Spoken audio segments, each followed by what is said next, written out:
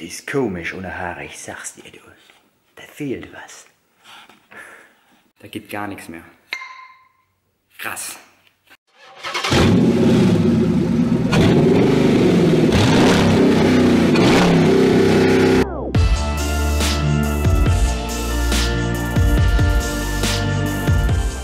Hallo und herzlich willkommen, werte Schrauberfreunde. Mann, Mann, Mann, an das Bild hier muss ich mich noch gewöhnen. Aber die 5000er Grenze ist erreicht. Wir haben es durchbrochen und ich habe mein Wort gehalten. Ihr nicht ganz, mit dem Tag hat es nicht ganz hingehauen, aber um den einen Tag soll es sich jetzt nicht drehen. Ich habe trotzdem gedacht, die Haare, die rasiere ich jetzt ab. Gut, so viel dazu. Müsst ihr euch jetzt auch dran gewöhnen. Aber wir sagen ganz viele, dass es mir eigentlich steht. Und ich glaube, ich lasse das vielleicht auch.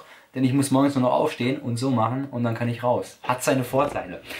Darum soll es jetzt heute nicht gehen. Heute soll es um den Z4 gehen. Da machen wir weiter. Denn ich habe es ja schon angekündigt, wird ein ganz kleines Projekt, weil wir so viel nicht dran machen müssen. Ich habe ihn schon gereinigt. Ich habe die Felgen schon drauf, die anderen Räder. Und dann hatten wir noch ein Problem. Beim TÜV war ich nämlich auch schon. Kam er nicht durch. War mir aber auch bewusst, ich gehe manchmal einfach zum TÜV, damit ich die Liste bekomme und es einfach schön abarbeiten kann. Denn wenn ich durchschaue, finde ich oft mehr als der TÜV. Und bevor ich da jetzt zu viel investiere in Dinge, die vielleicht gar nicht gemacht werden müssen, ja, ich rede jetzt nicht von sicherheitsrelevanten Teilen, die werden natürlich getauscht, auch wenn es der TÜV nicht sieht, sondern einfach von so Dingen und so Kleinigkeiten, die ich vielleicht halt sehe und der TÜV sieht das nicht und es ist jetzt auch nicht sicherheitsrelevant. Genau, dann gehe ich da einfach alles hin, lasse es mir durchschauen, denn bei meiner Prüfstelle, wo ich hingehe, kostet die Nachuntersuchung nur 3 Euro. Und in der Zeit, wo er das Fahrzeug durchschaut, also die 15 Minuten, kann ich mir einen Kaffee ziehen. Für mich dann kann man noch mal 50 Cent abziehen vom TÜV-Preis. Ne, Spaß. Aber er schaut es dann durch und in den 15 Minuten trinke ich noch ein Käffchen. Und wenn er nicht durchkommt, komme ich halt wieder und zahle die 3 Euro. Also finde ich vollkommen in Ordnung. Ich bekomme dann schön die Liste, kann es abarbeiten. Und man lernt auch den Prüfer ein bisschen kennen. Man weiß, worauf er guckt, ja, was wichtig ist für ihn und was nicht. Weil da schon viel Freiraum auch Ermessungssache ist. Das ist auch so. Auch wenn jetzt der Gesetzgeber das nicht so will, weiß ich nicht, wie da die Regelungen sind. Aber ich habe schon Autos da zum TÜV gebracht, da kam er nicht durch. Und ich habe es dann wieder da hingebracht am gleichen Tag. Und da kam er durch. Deswegen ist hier und da doch ein bisschen Spielraum da, aber an der Sicherheit soll natürlich nicht gespart werden. Ja, also versteht mich da nicht falsch. Genau, beim TÜV war ich, da kam er nicht durch und jetzt kam eine WhatsApp, die muss jetzt aber warten. Und zwar hat er noch gequietscht und geknatscht. Das zeige ich euch gleich. Wir gehen direkt zum Fahrzeug und noch ein paar Kleinigkeiten waren dabei wie Federanschlag, Puffer, also diese Teile, die Puffer eben, die am Stoßdämpfer oben dran sind, diese Schaumstoff-Schaumgummi-Dinger. Ich zeige es euch gleich, habe sie gleich bestellt, so ein Service-Kit. Ist keine große Sache, nichts Wildes, kostet auch nicht viel, 20 Euro eins, glaube ich, mit Staubmanschette noch. Und dann ist das auch wieder frisch. Das passt schon, da sehe ich kein Problem.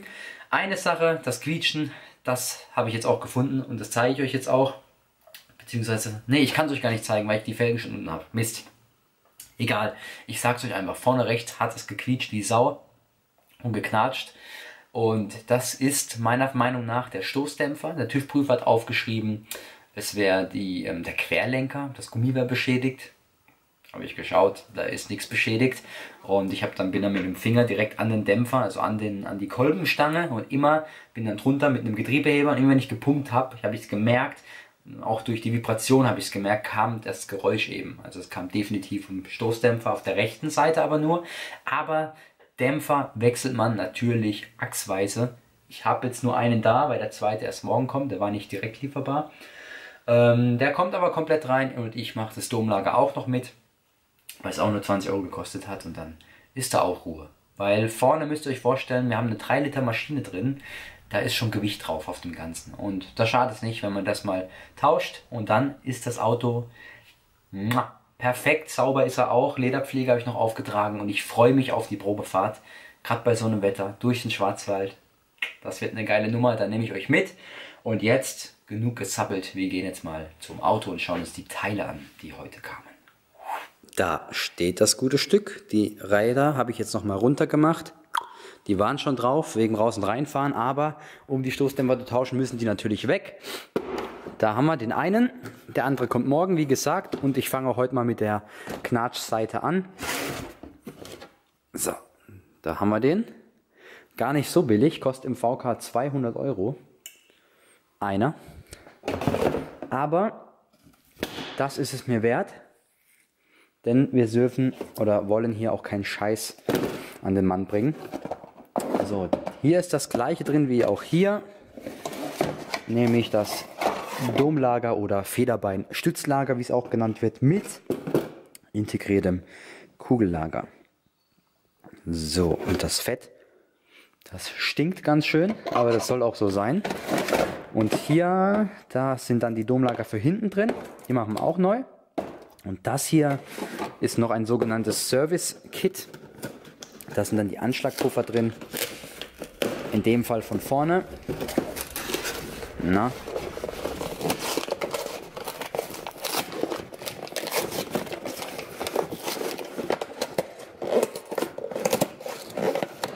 Jetzt. Genau, hier einmal Faltenbalg, also Staubschutzmanschette und Anschlagpuffer. Ja, also das meinte ich auch, das ist an der Hinterachse kaputt. Allererst müssen wir jetzt mal, oder müssen nicht, aber wir können das Ganze hier mal einsprühen. Hier haben wir die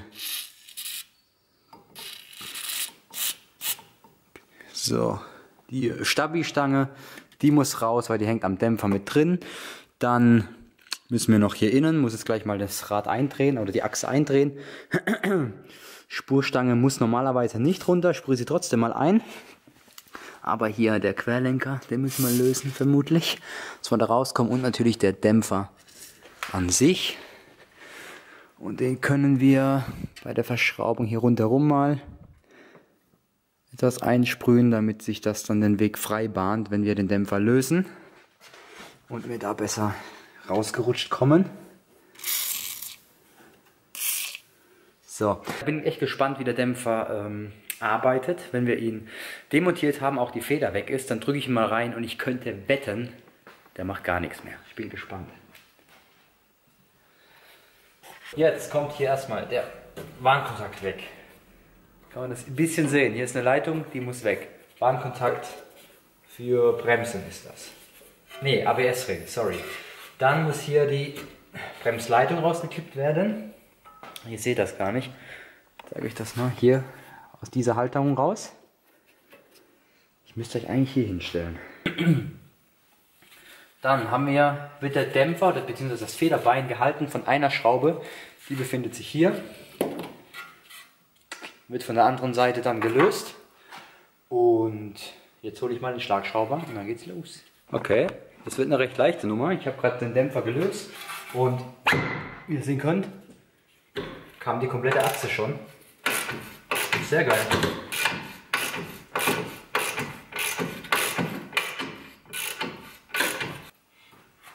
Da fehlt gar nichts. Sehr geil. Also Z4 Stoßdämpferaufbau. Das jetzt? Ah, die Lampe. Nein, nicht die Lampe. Scheiße.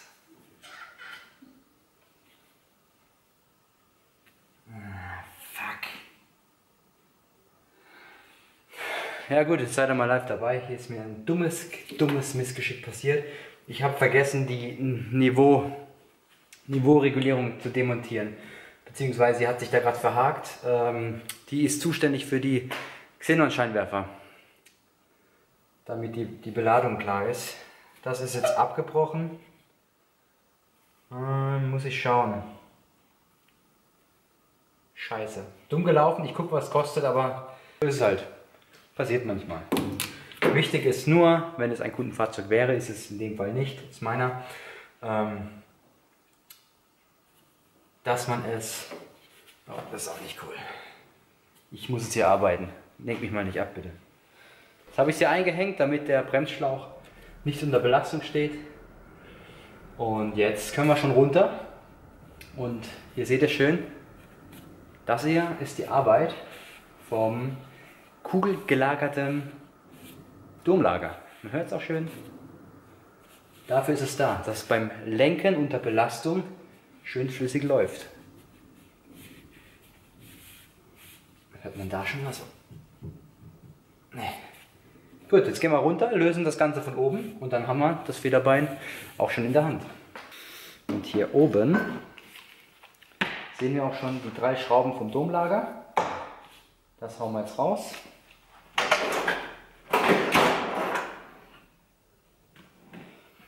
Sollten, sind das 13er, ja.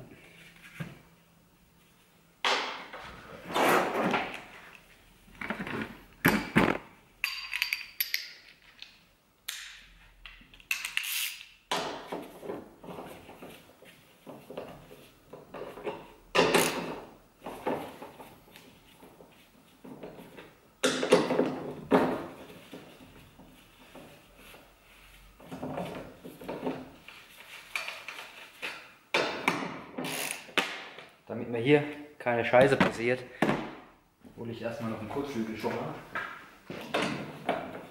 So, ich löse jetzt alle Muttern, außer eine. Die löse ich jetzt. Und dann gehe ich mit einem Arm drunter. Wenn ihr zu zweit seid, kann es natürlich einer heben. Aber der ist doch gar nicht so schwer. Und dann löse ich das. Zack. Und jetzt habe ich ihn auch schon in der Hand. Da ist er. Und es ist gut, dass wir den neu machen. Ich zeige euch gleich warum. Beziehungsweise ich möchte es mal prüfen, ob ich das Quietschgeräusch, was man am Auto gehört hat, imitieren kann. In der Hoffnung, dass es auch wirklich der Dämpfer war, aber ich meine ja. So. Stelle ich mal hier hin. Ja, schön mit Z4 ins Bild. Und jetzt simuliere ich mal die Belastung. Wenn es jetzt quietscht und knarzt, dann war es eigentlich der richtige Treffer. Okay, es knarzt nichts, knatscht nichts, ist natürlich auch eine andere Belastung jetzt vom Winkel. Aber ich merke beim Runterdrücken Widerstand. Also klar, natürlich merkt man Widerstand. Ein Verhaken merke ich.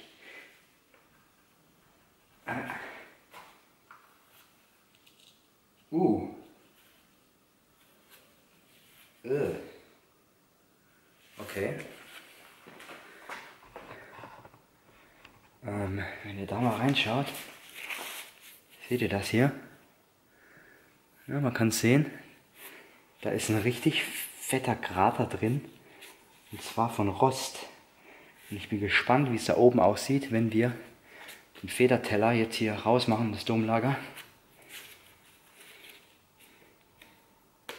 Das arbeitet noch echt gut, aber wie gesagt, das machen wir auf jeden Fall neu.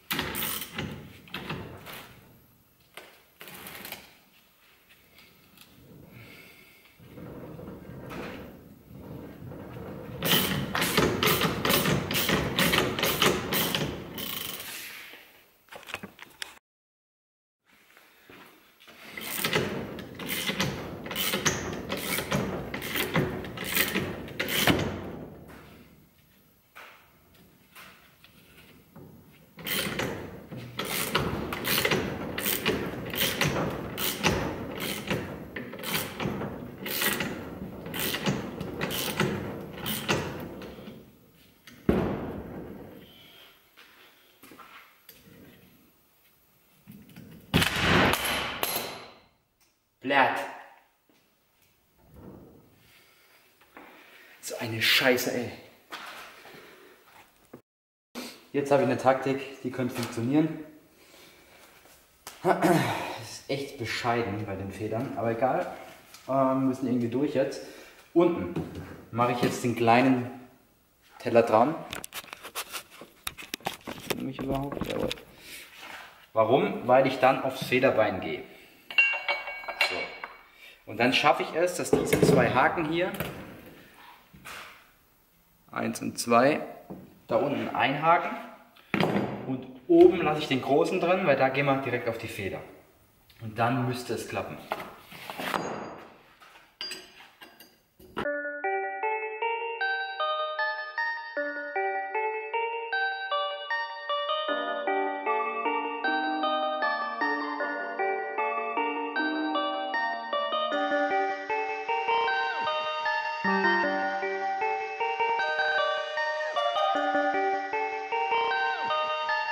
Perfect, perfect, perfect, perfect.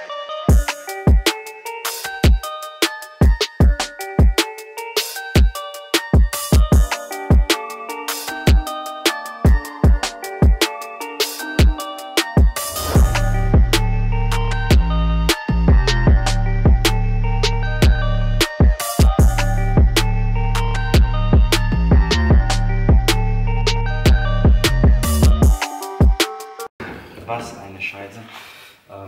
Ja gut, hat jetzt geklappt, ne? Also ihr seht, wie vorsichtig ich da bin, weil mir hier schon mal eine Feder ab ist.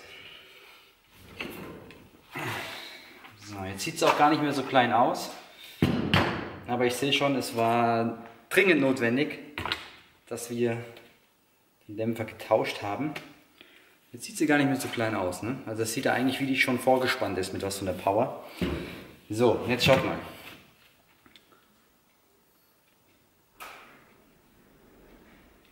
Wir haben Rost ohne Ende. Wir haben hier, der ist am Eimer. Hört ihr das? Guck mal. Da geht gar nichts mehr. Krass. Der ist komplett leer. Kein Wunder hat er gequietscht. Ist am Arsch. Wahnsinn. Also ich hatte schon viele kaputte Dämpfer, aber so krass noch nie. Wahnsinn. Zum Glück ist der neu. Also ihr seht, es war sehr lohnenswert, dass wir den getauscht haben. Er ist richtig im Eimer. Im Vergleich, dass ihr es mal habt, hier ist der neue. Ich habe jetzt schon den Anschlagpuffer drauf. Ich kann mich noch mal runter. Okay, Dämpfer, man drückt es runter. Erstmal braucht man Kraft dafür. Und da kommt er auch schon wieder. So muss das sein. Der andere ist komplett im Arsch. Aber ihr seht, das Ganze hier, es ist nicht groß, das ist schon relativ kompakt. Und ich glaube, die leiden auch ziemlich unter dem Gewicht vom Motor vorne. Deswegen ist es wichtig, dass man die tauscht. Und meine Erfahrung ist, also ich schätze, dass da draußen auf den deutschen Straßen 80% mit defekten Dämpfern oder verschlissenen Dämpfern rumfahren. Warum ist das so? Weil man das nicht merkt. Man merkt es nicht, ja? Weil der Verlust der Federung oder des Fahrwerkshärte kommt schleichend.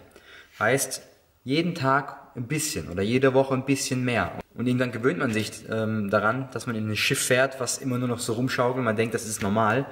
Wenn man dann aber den direkten Vergleich hat, indem man das Fahrwerk wieder komplett neu macht, dann denkt man oder merkt man, da habe ich einiges an Fahrkomfort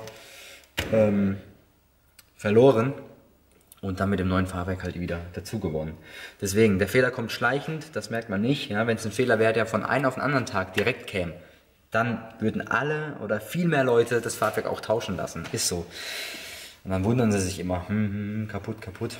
Deswegen guckt ja auch der TÜV, ob es undicht ist oder nicht. Klar, wegen Umweltbelastung natürlich auch, aber daran kann man halt auch feststellen, ob er noch den Druck bringt. Aber es gibt ja auch spezielle Prüfbühnen extra für die Dämpfung. So, jetzt kommt noch Lieferung, da muss ich mal nachschauen. Jetzt gab es gestern beim Versuch, den Stoßdämpfer einzubauen, eine Problematik. Und zwar, den fertigen nehme ich mal. Und zwar ist es sehr schwer, die Feder so einzuspannen, dass sie erstens sicher eingespannt ist und mir nicht um die Ohren fliegt und mir noch so das Gesicht weghaut. Und gleichzeitig dann bei dieser kurzen Kolben mit Stangenlänge das Ganze dann zu verschrauben. Hier drin ist zusätzlich zu den ganzen Öl und Gegendruck auch noch eine Rückholfeder. Das hört man auch. Ja, das ist eine Feder. Wenn ich ziehe, kommt das Ganze auch ein bisschen raus. Die ist relativ stark, die Feder. Und jetzt gibt es ein Spezialwerkzeug. Ich habe telefoniert mit meinem Partner. Hier hinten ums Eck sieht man es vielleicht rot da rausblitzen. Da. XXL Automotive oder XXL Automotive. Und habe ihn gefragt, wie sieht's aus, gibt es da was? Und siehe da, es gibt tatsächlich ein Werkzeug. Und jetzt, kein Scheiß. Ich habe das Ding gekauft, es war keine Subvention. Ja, wäre sicher auch möglich gewesen, dies, das, aber ich wollte es auch einfach mal als Kunde ganz normal testen. Und ich denke, in der Zeit, in der wir gerade sind, ist es nicht verkehrt, wenn ich dafür auch ganz normal bezahle, einfach zum Support und als Unterstützung. Gut, jetzt habe ich das bestellt und jetzt kein Scheiß. Gestern bestellt, heute ist es schon da. Deswegen gibt es auch heute noch das Video. Mega Service. Da ist es jetzt drin. Ich werde es euch natürlich unten in der Videobeschreibung verlinken. Ein bisschen mehr Platz machen hier. So. Okay, da kommt es mir schon entgegen. Oh, schade, da ist bei der Lieferung wohl die Verpackung kaputt gegangen. Schade, aber ich hätte es sehr gern da drin aufbewahrt. Cool, gibt neue Visitenkarten. Ich habe noch die alten da hinten. Okay, das war's. Jawohl. Okay, alles hier drin. Und jetzt zeige ich euch mal, was hier gemacht wird.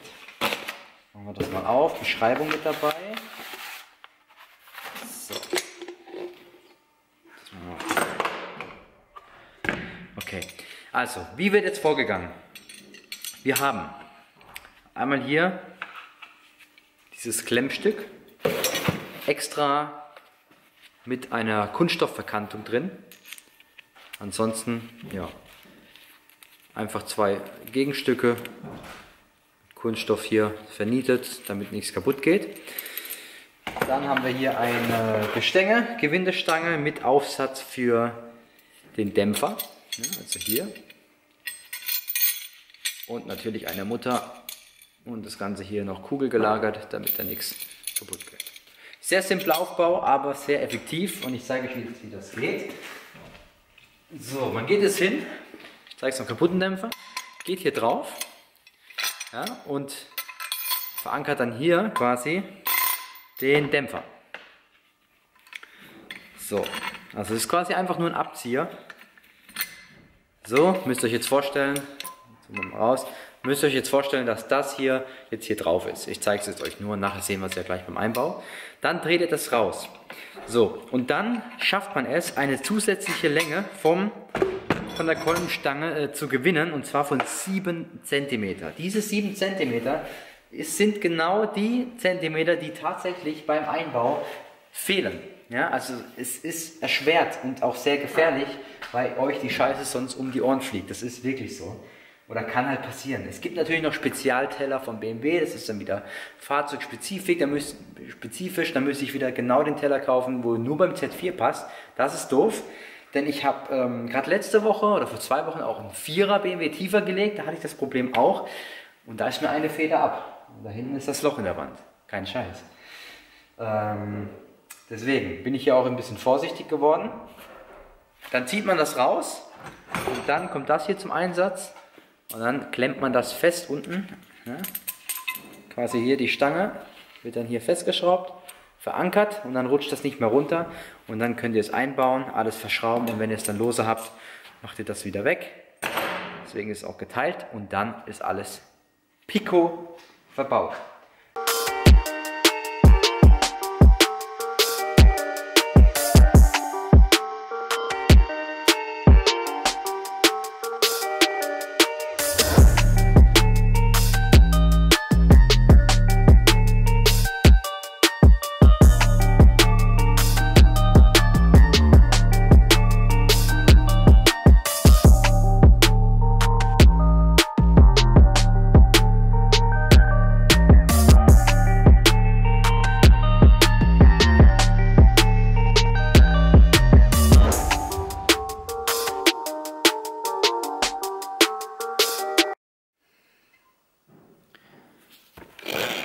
ich zeige euch das jetzt hier mal. Ich mache die Feder jetzt auf Anschlag. Und jetzt seht ihr das auch schön. Also, das erste Gewinde wäre hier. Und jetzt durch das Spezialwerkzeug sind wir mit dem Dämpfer hier oben im ersten Gewinde. Also das haben wir an zusätzlicher Länge dazu gewonnen. Beziehungsweise, das müssen wir jetzt die Feder hier weniger spannen. Und dann ist das Ganze auch nicht mehr so gefährlich.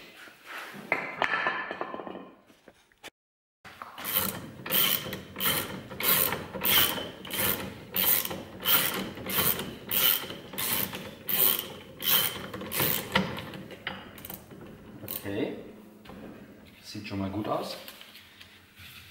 Meine Lebensversicherung kann ich jetzt wegmachen.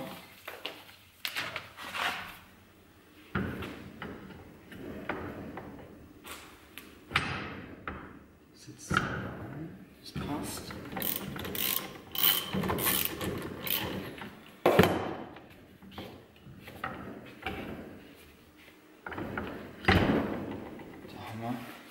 So, hat alles gut geklappt. Ich ziehe das jetzt oben nochmal nach und dann bauen wir das ein und das andere kommt auch raus. Federn bzw. Stoßdämpfer natürlich immer achsweise. So, jetzt mache ich noch ein schönes Bild hier als Thumbnail.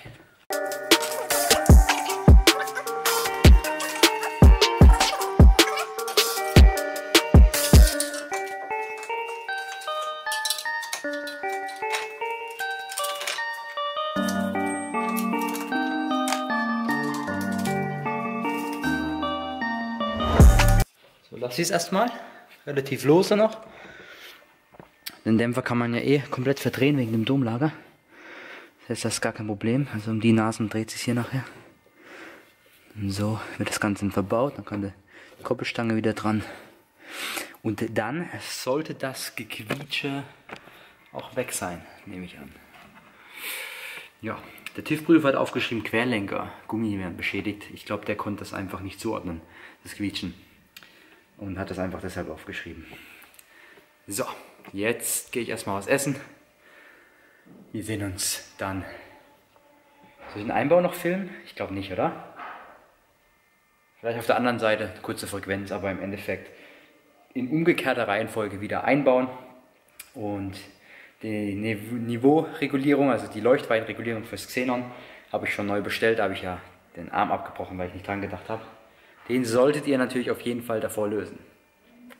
Aber normalerweise denke ich auch dran. Aber es ist immer, wenn man filmt, ja, kein Scheiß, wenn ich filme und dann da guck, dann vergisst man all so Sachen. Deswegen hier immer mit der Ruhe, da liegt die Kraft. Wir sehen uns. Also, Stoßdämpfer vorne sind jetzt drin. Ich musste hier Akku laden und ich denke, das Wichtigste habt ihr ja auch gesehen. Von dem her passt das soweit. Also vorne Stoßdämpfer jetzt neu. Hinten mache ich sie auch neu. Und jetzt kommt ein Auto. Hinten mache ich die Stoßdämpfer auch neu. Und jetzt sagt der ein oder andere vielleicht, hä, warum denn das? Das hat der TÜV doch gar nicht bemängelt. Und hier komme ich zu einem Punkt, mit dem ich oft auch, ja, Streitigkeiten nicht, aber ein bisschen Probleme habe, auch gegenüber den Kunden.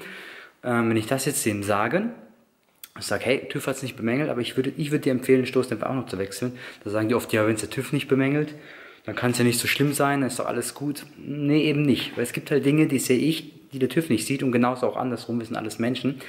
Der TÜV hat zum Beispiel jetzt nur bemängelt, Hinterachse, die Anschlagpuffer. Okay, ich suche mal hier Licht, dann zeige ich euch mal was. Und vorne, die Stoßdämpfer habt ihr ja noch im Hinterkopf, nehme ich an, wie fertig die waren. Natürlich sind die vorne mehr belastet, da der 3-Liter Motorblock vorne liegt oder hängt.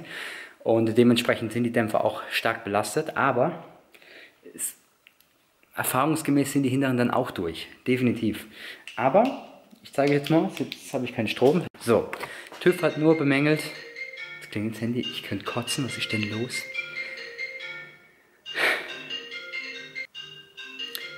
Egal, lass mal einfach klingeln. TÜV hat nur bemängelt, hier Anschlagpuffer beschädigt. So, ich lege es mal dahin.